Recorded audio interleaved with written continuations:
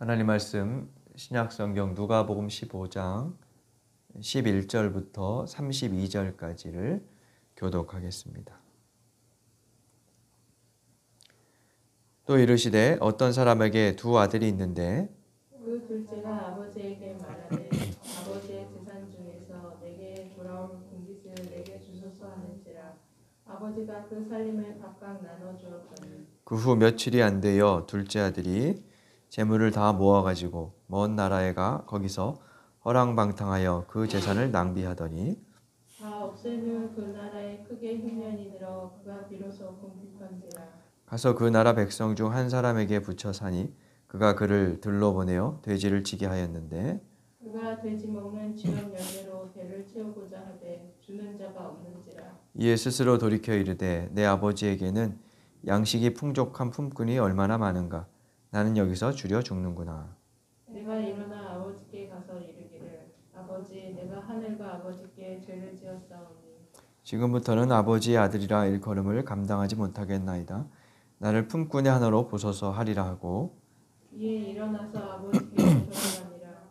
아직도 거리가 먼데 아버지가 그를 보고 측은히 여겨 달려가 목을 안고 입을 맞추니 아들이 이르되 아버지 내가 하늘과 아버지께 죄를 지었사오니 지금부터는 아버지의 아들이라 일컬음을 감당하지 못하겠나이다 하나 아버지는 종들에게 이르되 제일 좋은 옷을 내어다가 입히고 손에 가락지를 끼우고 발에 신을 신기라. 그리고 살찐 송아지를 끌어다가 잡으라. 우리가 먹고 즐기자. 이 내 아들은 죽었다가 다시 살아났으며 내가 잃었다가 다시 얻었노라 하니 그들이 즐거워하더라. 맏아들은 밭에 있다가 돌아와 집에 가까이 왔을 때에 풍악과 춤추는 소리를 듣고 한 종을 불러 이 무슨 일인가 부른대 대답하되 당신의 동생이 돌아왔음에 당신의 아버지가 건강한 그를 다시 맞아들이게 됨으로 인하여 살찐 송아지를 잡았나이다 하니 그가 노하여 들어가고자 하지 아니하거늘 아버지가 나와서 권한대. 아버지께 대답하여 이르되 내가 여러 해 아버지를 섬겨 명을 어김이 없거늘 내게는 염소 새끼라도 주어 나와 내 벗으로 즐기게 하신 일이 없더니 아버지의 살림을 창녀들과 함께 삼켜버린 이 아들이 돌아오매 이를 위하여 살찐 송아지를 잡으셨나이다. 아버지가 이르되 예 너는 항상 나와 함께 있으니 내 것이 다 내 것이로되 내 동생은 죽었다가 살아났으며 내가 잃었다가 얻었기로 우리가 즐거워하고 기뻐하는 것이 마땅하다 하니라. 아멘. 방금 읽은 이 본문은 소위 탕자의 비유라는 별칭이 붙어있는 내용입니다. 아버지의 유산을 미리 받아 집을 나갔던 둘째 아들이 방탕하게 살며 그 재산을 모두 허비한 뒤에 뉘우치고 집으로 돌아오자 아버지가 그를 기꺼이 맞아 주었다는 이야기로 둘째의 회개 그리고 아버지의 사랑이 강조되죠. 그래서 이 대목을 가지고 그린 그림들이 꽤 여러 개 인터넷을 검색해 보면 나오는 것을 알 수 있습니다. 많은 예술가들에게 그만큼 영감을 주었던 그런 내용이라 할 수 있습니다. 그래서 둘째 아들에게 초점을 맞춰서 탕자의 비유라고 부릅니다. 그런데 사실 이 비유에는 그 이상의 메시지가 들어 있어요. 그것을 알려면 예수님께서 왜 이 비유를 말씀하셨는지 그 맥락을 먼저 알아볼 필요가 있습니다. 앞으로 가서 누가복음 15장 1절과 2절을 보겠습니다. 15장 1절, 2절에 보면 한번 같이 읽어볼까요? 15장 1절, 2절입니다. 모든 세리와 죄인들이 말씀을 들으러 가까이 나아오니 바리새인과 서기관들이 수군거려 이르되 이 사람이 죄인을 영접하고 음식을 같이 먹는다 하더라. 예수님께서 당신에게 찾아온 세리와 죄인들을 맞아주시고 그들과 어울려 음식을 드셨습니다. 그러자 그것을 본 바리새인과 서기관들이 예수님을 비난하죠. 그가 죄인들과 함께 음식을 먹는다라고 비난합니다. 그 비난의 근거는 당시에 그들이 지키고 있던 정결법이었습니다. 유대인들은 여러 가지 정결 예식들을 통해서 유대인, 하나님의 자녀라 자칭하는 유대인들과 이방인들을 이렇게 분류하고 또 자신들의 정체를 거기서 찾았는데 그 정결법을 예수님께서 위반하셨다는 거죠. 그래서 그것을 지적합니다.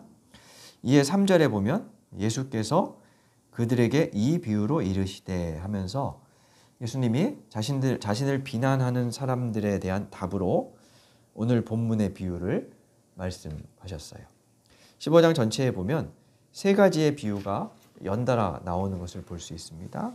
첫째 비유는 3절부터 7절까지 잃은 양을 찾는 목자의 이야기입니다. 4절에 보면 너희 중에 어떤 사람이 양 100마리가 있는데 그중 하나를 잃으면 99을 두고 하나를 찾지 않겠느냐라고 말씀합니다. 그리고 8절부터 10절까지의 두 번째 비유가 나옵니다. 그것은 10드라크마 동전을 10개 가지고 있던 여자가 한 개를 잃어버리자 그것을 부지런히 찾아다니는 이야기입니다. 그리고 세 번째 비유가 우리가 읽었던 11절부터 32절까지예요. 이 세 비유의 공통점은 잃어버린 자를 찾는 자의 기쁨이 얼마나 큰지를 보여줘요. 여기서 이 비유가 진행돼 가면서 잃어버린 것이 차지하는 비중이 점점 커지고 있는 것을 볼 수 있는데요. 첫째 비유는 양 100마리 중에 한 마리를 잃어버렸다 찾았습니다. 두 번째 비유에서는 동전 10개 중에 하나를 잃어버렸다 찾지요. 그리고 세 번째 비유에서는 두 아들 중에 한 아들이 집을 나갔다가 돌아왔습니다. 100분의 1, 10분의 1, 2분의 1 이렇게 비중이 커져가고 있어요. 그리고 각각의 비유에는 잃어버린 것을 찾는 사람들의 기쁨이 얼마나 큰지 나와요. 그게 6절과 9절 그리고 23절인데요. 먼저 15장 6절을 보면 양을 찾은 사람이 집에 와서 그 벗과 이웃을 불러 이렇게 말하죠. 나와 함께 즐기자. 나의 잃은 양을 찾았다. 큰 잔치를 벌입니다. 그리고 9절에도 보면 동전 하나를 찾아낸 여자가 벗과 이웃을 불러 나와 함께 즐기자. 잃은 동전을 찾았다 하면서 잔치를 베풉니다. 그리고 24절에도 같은 내용이 나오고 있어요. 둘째 아들을 맞아들인 아버지가 살찐 송아지를 잡아서 이웃을 초청하고 우리가 먹고 즐기자 하면서 그 기쁨을 만끽합니다. 그리고 24절 내용이 32절에도 반복되는 것을 볼 수 있어요. 내 아들은 죽었다가 다시 살아났고 내가 잃었다가 다시 얻었다. 32절에도 동생은 죽었다가 다시 살아났고 내가 잃었다가 얻었기로 우리가 즐거워하고 기뻐하는 것이 마땅하다 하면서 즐거움과 기쁨을 여러 번 묘사하고 있습니다. 이렇게 세 비유는 잃어버린 자를 찾으시는 예수님을 보여주고 그분의 기쁨을 묘사합니다. 다만 마지막 비유에는 앞에 두 비유에는 없는 요소가 포함되어 있어요. 그 첫째는 세 번째 우리가 읽은 비유에서 잃어버린 자의 의지적인 행위를 묘사하고 있다는 거예요. 첫 번째 비유에는 양 한 마리가 어떻게 무리로부터 낙오했는지 말하지 않아요. 잃어버렸다 이렇게 나오죠. 그리고 동전 한 잎이 스스로 도망칠 수도 없죠. 그러나 세 번째 비유에 나오는 이 둘째 아들은 자기의 의지로 아버지의 집을 떠납니다. 아버지로부터 받은 몫을 처분하고 길을 떠나고 있죠. 당시에 당시도 그렇고 지금도 그럴 겁니다.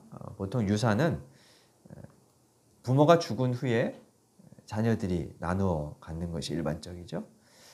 그런데 이 둘째 아들은 살아있는 아버지에게 유산을 요구합니다. 이것은 쉽게 말하면 당신이 죽었으면 좋겠소 라고 말하는 것이기도 하고요. 그래서 가문의 수치이고 용인될 수 없는 행동이었습니다. 아들의 이 말은 나는 더 이상 아버지의 아들로 살지 않겠다. 가족과 가문 안에서 살 수 없다, 살지 않겠다라고 공언하는 것과 같아요. 그래서 가족뿐만 아니라 동네에서도 그는 파렴치한 후레자식으로 그렇게 여겨질 수밖에 없습니다. 그런데 그에 대한 아버지의 반응도 일반적이지 않아요. 아버지는 아무 말 없이 재산을 두 아들에게 각각 상속해 줍니다.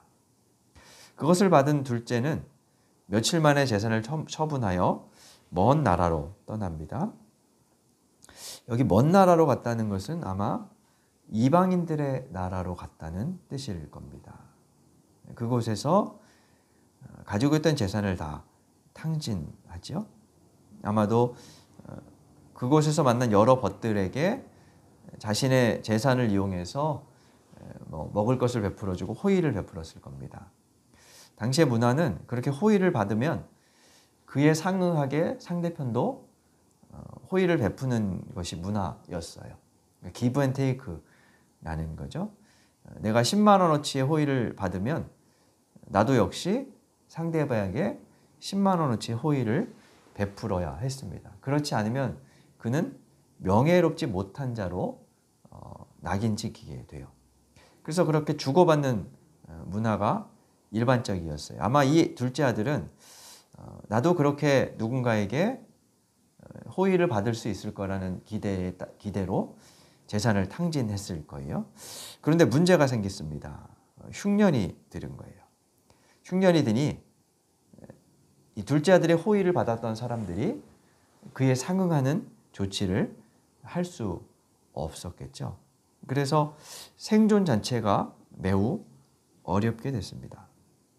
둘째 아들은 어쩔 수 없이 한 농가에서 돼지 치는 일을 하게 됩니다.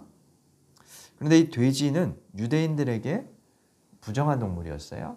레위기에 보면 유대인들에게 먹을 수 있는 음식과 먹을 수 없는 음식이 여러 가지 규정이 되어 있는데 먹을 수 없는 부정한 음식 중에 하나가 바로 돼지였죠. 그래서 돼지를 치는 직업조차 매우 불명예스러운 직업으로 받아들여졌습니다. 아마 이것은 유대인들의 문화가 유목 문화였기 때문일 겁니다. 유목인들은 소나 양, 염소, 술록 같은 짐승들을 데리고 다니면서 풀을 먹입니다. 돼지는 유목 문화에 적합하지 않아요. 왜 그럴까요? 소나 양, 염소와 달리 돼지를 유목하지 않는 이유는 돼지의 먹거리가 사람의 식량과 겹치기 때문이에요.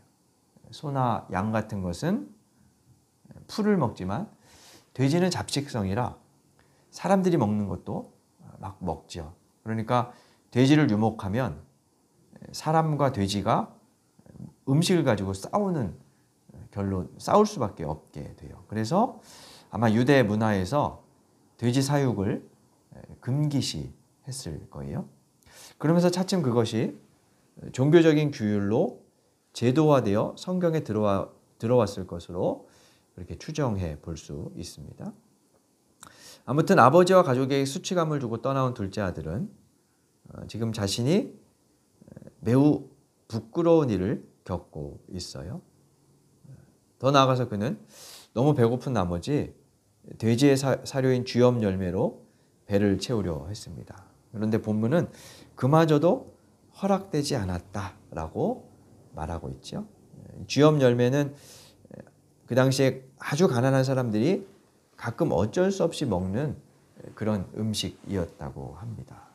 둘째 아들이 그만큼 비참하다는 것을 묘사하고 있는 거죠. 17절에 보면 둘째 아들은 비참하게 죽어가고 있는 자신을 자각합니다. 17절 끝에 죽는구나 라고 하는 이 단어는 앞에 두 비유에서 잃어버렸다 라는 의미로 쓰인 단어예요. 그의 신세가 잃은 양과 잃은 동정 같은 처지임을 보여주는 단어이죠. 이렇게 배고프고 나서야 둘째는 아버지의 집으로 돌아가는 것이 자신이 유일하게 살 수 있는 길임을 깨닫습니다. 그리고 발걸음을 옮기죠. 이 대목에서 그가 회개했다고 해석합니다. 17절에 스스로 돌이켰다라는 대목이 둘째가 회개했다고 보는 겁니다. 그런데 그가 먼저 생각한 것은 사실은 아버지께 회개했지 잘못했다 하는 것보다 아버지의 집에는 먹을 게 많다. 그 집에 있는 먹을 거였어요. 그래서 어떤 해석자들은 이 둘째가 회개했다고 보는 것은 본문의 취지에 부합하지 않다. 이렇게 생각하기도 합니다. 본문은 아들이 회개한 것에 크게 관심을 기울이지 않는 것 같아요. 이어지는 대목에 보면 아버지의 행동에 더 집중하고 있어요. 20절에 아들이 돌아오는 것을 멀리서 알아본 아버지가 터벅터벅 걸어오는 아들을 향해 달려갑니다. 측은한 마음에 그에게 가서 목을 안고 입을 맞추며 환영하죠. 그리고 제일 좋은 옷을 꺼내 입히고 손에 가락지, 반지를 끼우고 신을 신깁니다.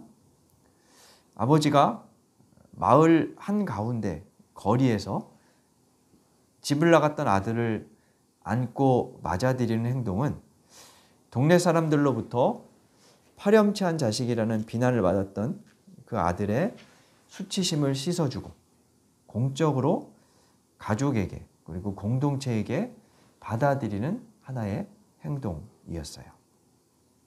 더 나아가서 아버지는 그에게 신분과 명예를 상징하는 옷을 입히고 권위를 표시하는 반지를 주고요. 그리고 자유의 표지인 신을 선사함으로써 그를 완벽하게 회복시킵니다. 종이 아니라 자유인으로, 자녀로 다시 받아들입니다. 그리고 마을 사람들을 모아 성대한 잔치를 벌이죠.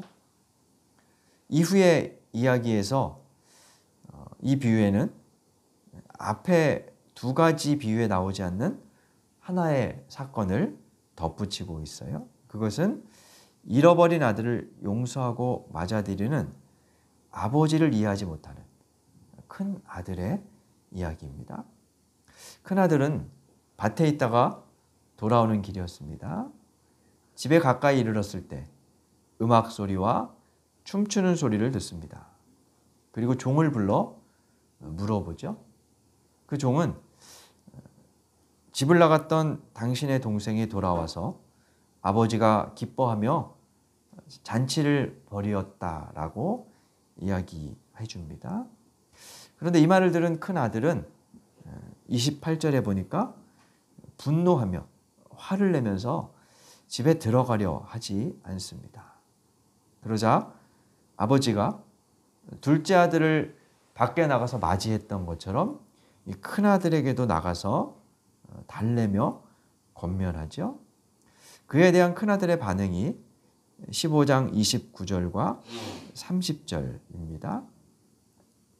이런 내용이죠. 나는 여러 해 아버지를 섬기며 아버지의 명을 어긴 적이 한 번도 없는데 그런 내게는 염소 새끼라도 주어서 벗과 함께 즐기게 하지 않더니 아버지의 살림, 이 살림은 생명이라는 뜻인데요. 아버지의 생명을 좀먹은 둘째가 돌아오니 그를 위해서는 살찐 송아지를 잡으시는군요. 어떻게 이럴 수 있습니까? 라고 항변하는 거죠. 그러자 아버지가 31절과 32절에서 대답합니다. 이 31절과 32절이 비유의 결론이라고 할 수 있는데요. 우리 한번 그 대목을 함께 읽어보겠습니다. 15장 31절, 32절입니다. 아버지가 이르되 예 너는 항상 나와 함께 있으니 내 것이 다 내 것이로되 이 내 동생은 죽었다가 살아났으며 내가 잃었다가 얻었기로 우리가 즐거워하고 기뻐하는 것이 마땅하다 하니라. 다시 처음으로 돌아가서 예수님께서 왜 이 비유를 말씀하셨었는지 생각해 봅시다. 자신을 죄인과 세리와 함께 음식을 먹는 예수님을 비난하는 자들에게 이 비유를 들려주셨었죠. 그래서 그 상황과 비유 내용을 비교해 보면 등장인물과 실제 인물이 대응하는 것을 알 수 있어요. 비유에서 둘째 아들은 세리와 죄인들입니다. 그리고 둘째를 맞아들이는 아버지는 그들을 영접하는 예수님 혹은 하나님이시겠죠? 그럼 첫째 아들은 누굴까요? 첫째 아들은 예수께서 죄인을 영접하는 것을 못마땅해 하는 바리새인들과 서기관들이죠. 그들에게 던지시는 비유의 결론이 바로 31절, 32절입니다. 예수님은 이 비유를 통해서 자신을 의롭다 여기며 세리와 죄인이 하나님의 백성이 되는 것을 못마땅하게 여겼던, 그래서 받아들이지 않았던 바리새인들을 질책하고 계세요. 그들에게 너희의 배타적인 태도를 버리고 회개하라 라고 설득하시는 겁니다. 따라서 본문에서 둘째가 회개하고 돌아왔다는 것도 중요하지만 아버지의 명령을 한 번도 어긴 적이 없다고 자칭하면서 정작 아버지의 마음은 헤아리지 못하는 큰아들의 문제를 지적하는 것이라 할 수 있습니다. 아버지는 송아지를 잡아서 마을 잔치를 통해 둘째 아들을 가족으로 또 마을의 일원으로 받아들이려 했어요. 여기서 장남의 역할은 아버지와 동생 그리고 마을 사람들 사이에서 화해와 화목자의 역할을 하는 것이었습니다. 하지만 큰아들은 집에 들어가는 것조차 거부합니다. 이것은 잔치를 베푼 아버지에 대한 또 다른 모욕이었어요. 집을 나간 동생이 아버지를 부끄럽게 하고 떠났었다면 큰아들은 그 동생을 비난하면서 정작 자신도 아버지에게 같은 수치심을 주고 있는 거죠. 그런 점에서 아직 회개하지 않은 탕자, 진짜 회개가 필요한 사람은 집 안에 있는 탕자였던 큰아들이라고 할 수 있습니다.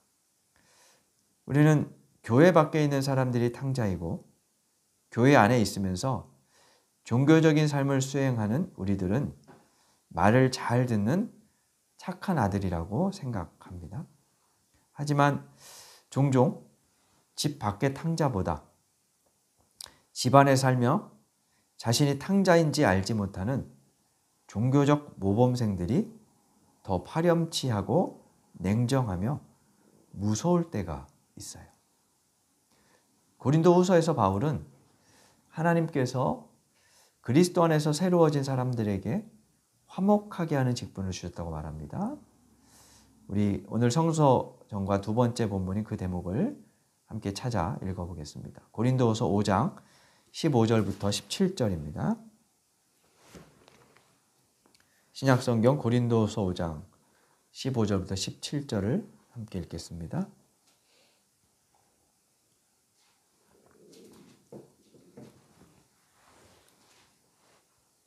(5장 17절) 제가 읽겠습니다. 그런즉 누구든지 그리스도 안에 있으면 새로운 피조물이라. 이전 것은 지나갔으니 보라 새 것이 되었도다.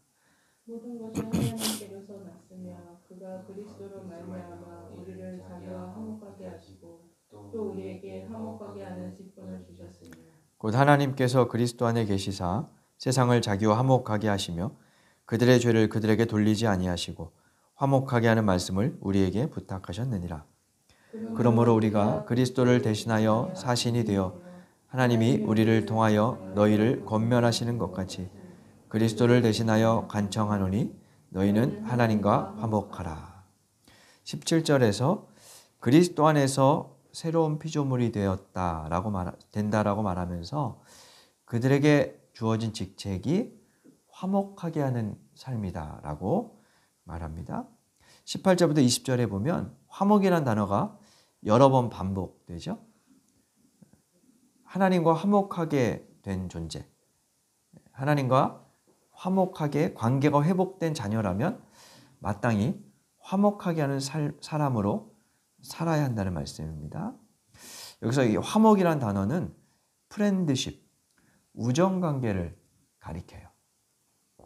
하나님과 참 우정을 나누며 그 우정 속에서 우정을 통해 주님의 마음을 아는 사람은 그 우정관계를 퍼뜨리고 개방하며 살아간다는 거예요.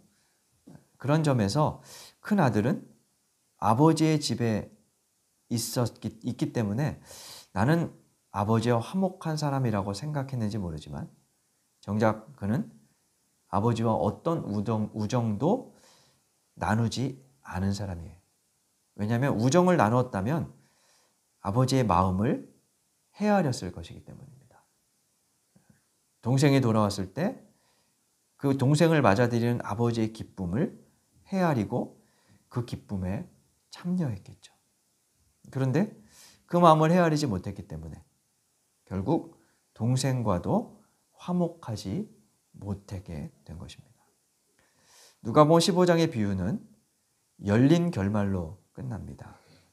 큰아들에게 아버지가 그렇게 하는 것이 마땅하지 않니? 라고 말하는 것으로 끝나죠. 그에 대해 큰아들이 어떻게 반응했는지는 보여주지 않습니다.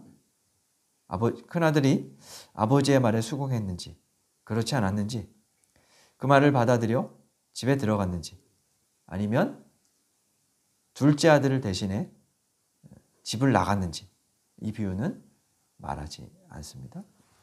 이것을 통해서 저자는 지금 우리에게도 묻고 있는 것이라 할 수 있습니다. 그대들은 집 밖의 탕자를 비난하고 불화하는 모범적인 종교인이지만 냉정한 집안의 탕자로 남아있지는 않은가? 아니면 그 탕자의 마음과 생각을 버리고 하늘 아버지의 마음을 헤아리며 환대하고 화목하게 사는 사람으로 살고 있는가? 저와 여러분은 어떤 사람으로 살아야 할까요? 집 밖의 탕자인 우리를 주님은 불러주셨습니다. 그러한 우리가 집 안의 탕자로 왜곡되고 바뀌는 것이 아니라 하나님의 참 자녀로 주님과 화목하고 우정을 나누며 그 화목과 우정을 전하는 또 보이는 그런 사람으로 살기를 간절히 바랍니다. 본문의 물음에 대한 대답이 우리의 손에 달려 있습니다. 주신 말씀 생각하며 다짐의 기도 드리겠습니다.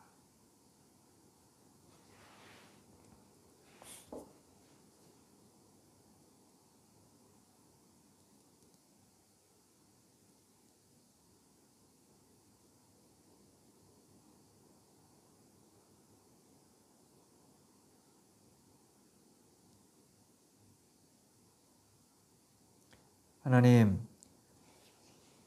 집 나간 탕자였던 저희를 하나님의 집으로 불러주셔서 감사드립니다. 그런데 저희는 언제부터인가 집 안에 탕자로 둔갑하고 있지는 않은지 말씀에 비추어 생각해 봅니다. 저희가 집 안의 탕자로 종교적인 모범생으로만 살지 않도록 도와주옵소서.